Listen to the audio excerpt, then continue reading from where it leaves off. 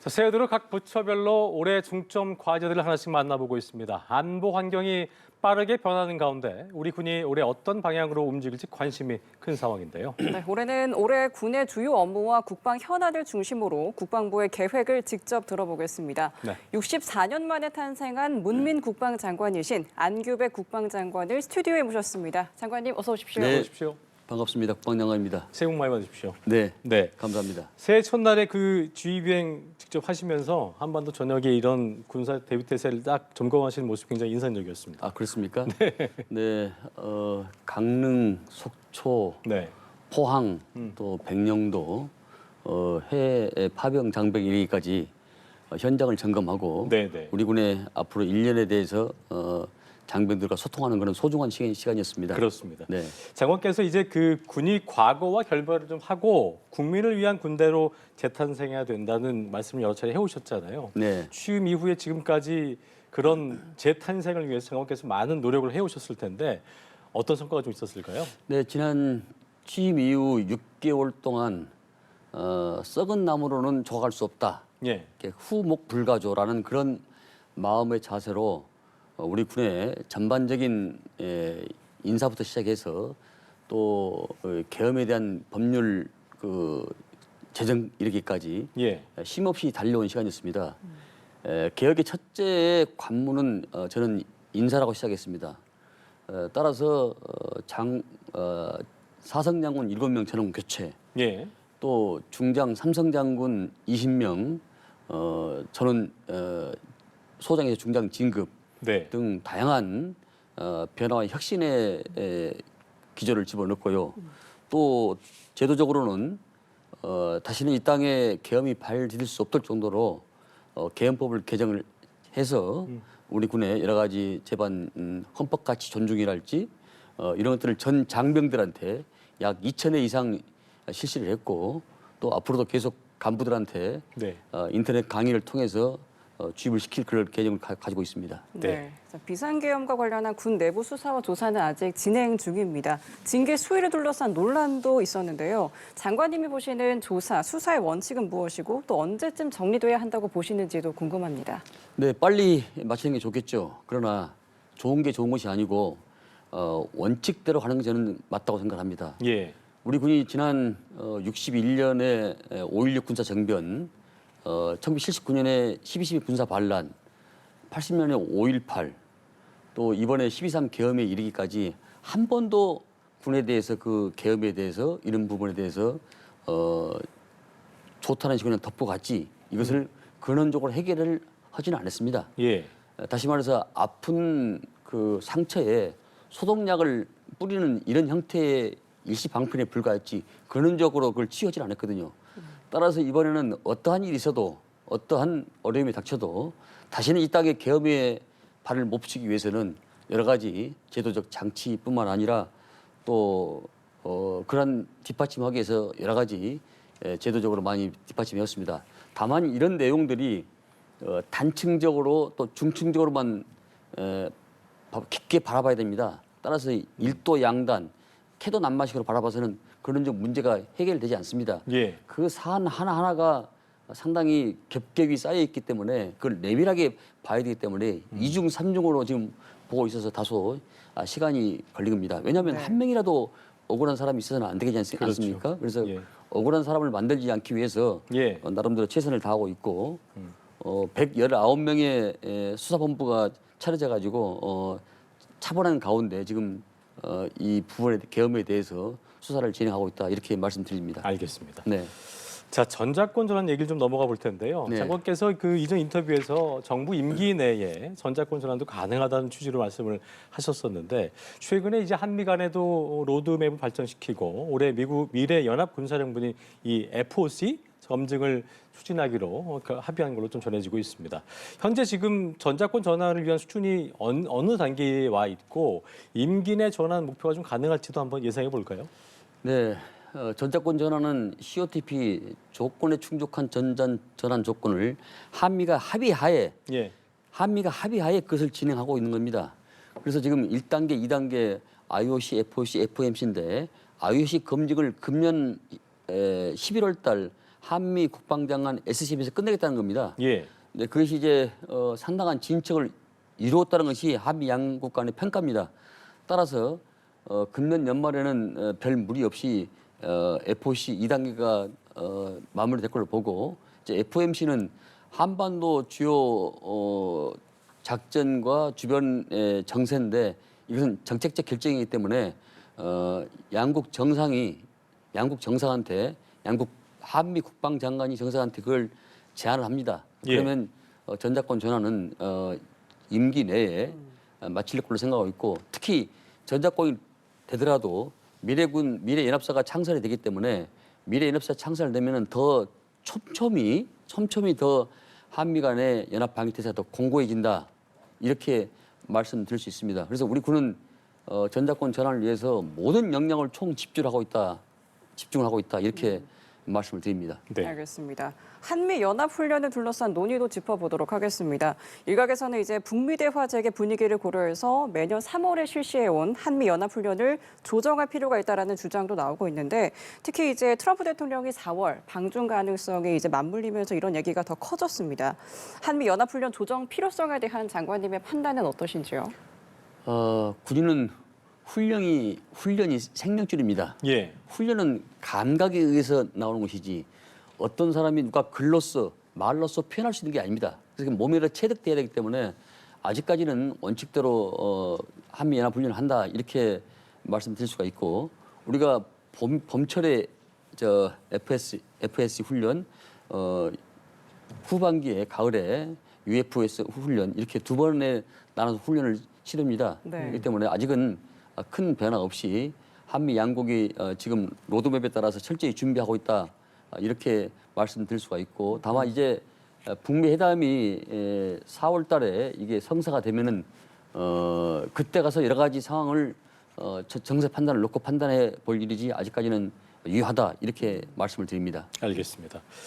자, 한국형 핵추진 잠수함 관련 질문 좀 드려볼 텐데 장관께서 이제 그 연료 확보를 위한 협상을 미국과 2년 내에 마무리하겠다는 목표를 밝히셨었는데 현재 이 미국 측과 구체적인 어떤 일정이라든가 협의 틀이 잡혀 있는지 좀 궁금하기도 하고요. 그리고 연료 문제가 풀린다는 전제 하에서 실전 배치 시점이 된다면 어느 정도로 예상을 좀 해볼 수 있을까요? 네, 핵추진 잠수함은 우리 이재명 대통령의 용단과 용기에서 나온 겁니다.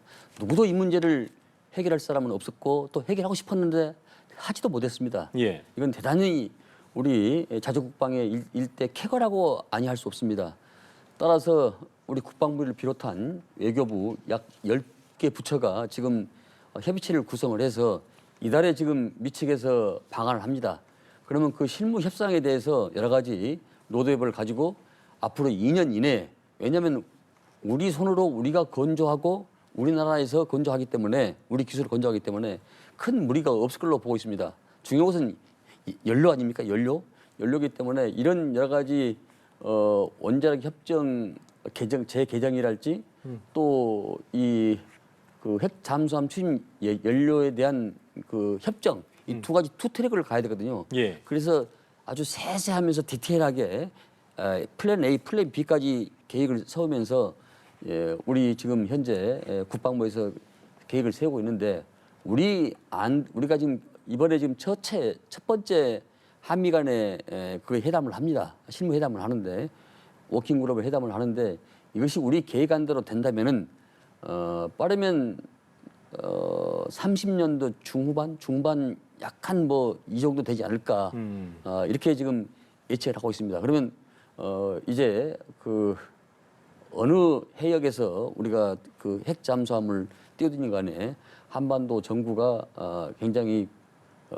전략 자산이 되기 때문에 굉장히 예. 안정적이다 이렇게 판단하고 있습니다. 알겠습니다. 최근 북한군의 군사 분계선 침범 사례가 눈에 띄게 늘고 있습니다. 이와 관련해서 유엔사와 또 우리 군 사이에 군사 분계선 기준선을 둘러싼 인식 차이도 있다라는 지적도 나오고 있는데 이 부분에 대해서는 좀 향후 어떤 조치가 이루어지겠습니까?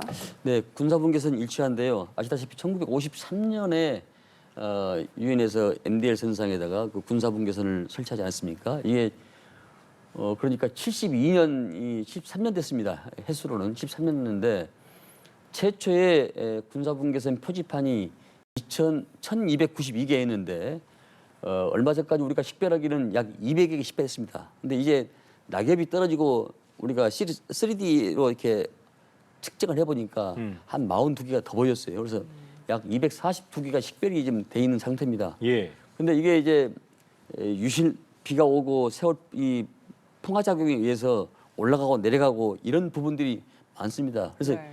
유엔이 정한 군사분계선, 북한이 자기들 나름대로 정한 군사분계선, 우리가 정한 분계선 이게 다 각각 다릅니다. 차이가.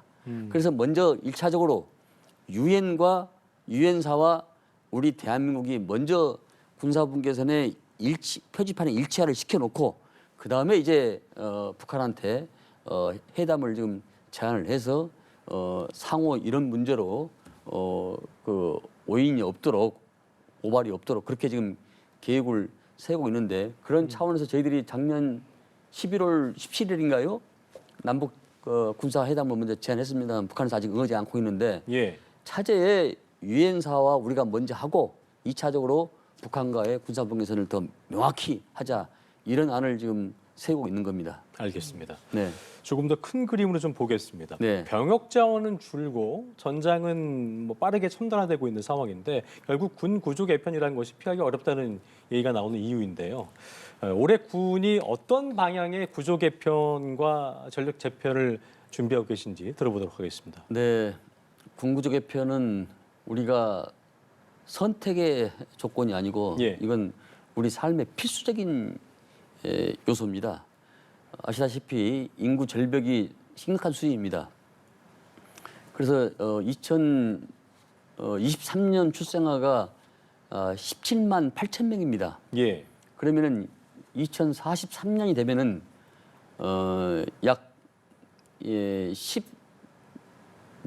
8천 명 정도가 될 겁니다. 네. 근데 그것이 이제 현역 입영률이 현 수준의 96%로 봤을 때는 약 16만 명만 현역으로 갈 수밖에 없는 이런 힘든 이런 상황에 우리가 인구 절벽 시대에 도래하게 됩니다. 예. 그러면 이제 그 나머지는 우리가 50만 군을 유지한다고 봤을 때는 이것을 직업군인 플러스 PMC 민간 군사 교육을 받은 민간인들, 예. 그다음에 예비군 전력 이런 것들을 포함해서 그러니까 지금까지 전투부자는 군인이 35만이 하고 비전투부자는 15만 하니까 경계근명, 경계, 병원, 학교 또 조리 뭐 이런 부분들은 비전투부자이기 때문에 약 15만 명을 이렇게 구분을 해서 저희들이 계획을 세우고 있는 겁니다. 예, 예. 따라서